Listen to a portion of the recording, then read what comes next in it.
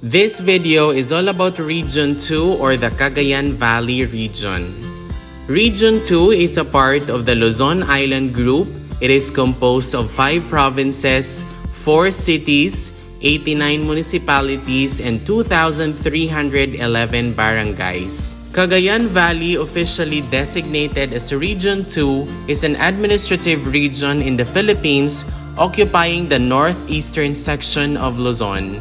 It covers 5 provinces, namely Batanes, Cagayan, Isabela, Nueva Vizcaya, and Quirino.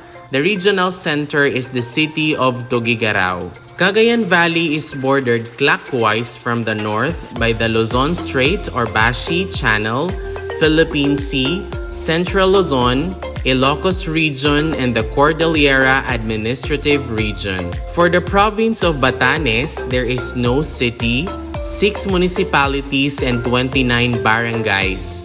For the province of Cagayan, there is 1 city, 28 municipalities, and 820 barangays. For the province of Isabela, there are 3 cities, 34 municipalities, and 1,055 barangays. For the province of Nueva Vizcaya, there is no city, 15 municipalities, and 275 barangays. For the province of Quirino, there is no city, 6 municipalities, and 132 barangays. Once again, Region 2 or Cagayan Valley is a part of the Luzon Island Group.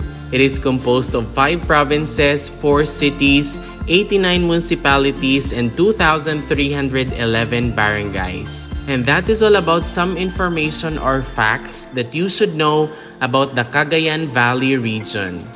If you learned something new from this video, please don't forget to click like, leave a comment, and subscribe. Moreover, you might also want to watch the next video on the screen. Maraming salamat, thank you for watching, and see you in the next video.